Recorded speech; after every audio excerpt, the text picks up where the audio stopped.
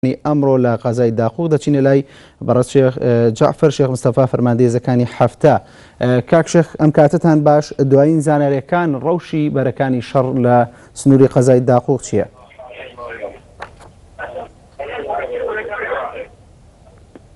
بەڵێ کاک شێخ جەعفەر گوێت لێ من بوو؟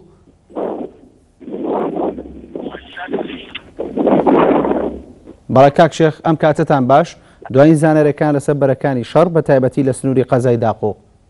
هەموو کاتێکتان باش.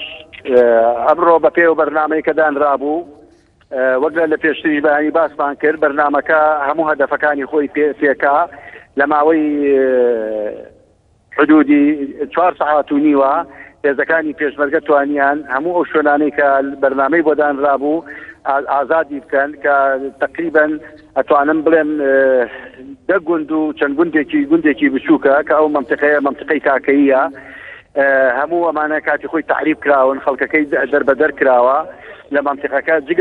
جگەلەوە داعش هەڕەشەیەکی گەورە بوو لەسەر کاکەیەکان، حدودی زیاتر لە 400-500 کەس لە کاکەیەکان لە دێهاتەکانی خۆیانە لە ساڵانی ڕابردووە بەدەستی ئیرهاب شەهید و بریندار کراون. ئێستا و هەڕەشەیان لەسەر نەماوە دوور خراوەتەوە هەڕەشەکە و ئارزەکەیش ئازاد کراوە و ئاگەڕێتەوە بۆ ساحێبەکانی خۆی. بەڵێ کاک شێخ جەعفەر لە ماوەی کاتژمێری ڕابردوو باس لەوە کرد کە 8 گوندتان کۆنتڕۆڵ کردوێتەوە، ئێستا باس لەوە کرد کە 10 گوند. ئایا لە پێشڕەویدا دەبن؟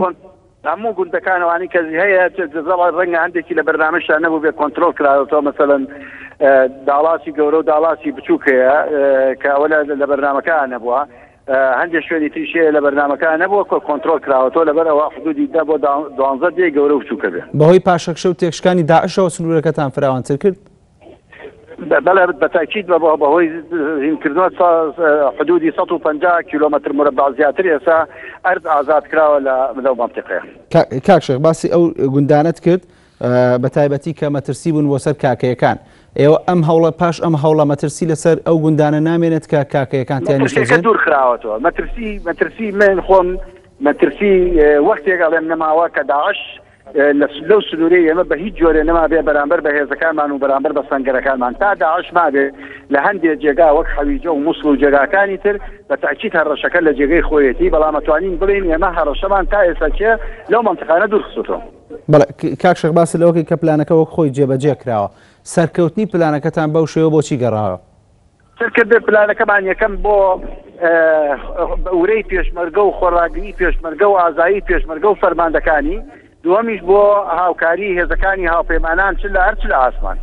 بەڵێ زۆر سوپاس بۆ شێخ جەعفەر شێخ مستەفا فەرماندەیزەکانی هەفتە کە لەگەڵ مابووی.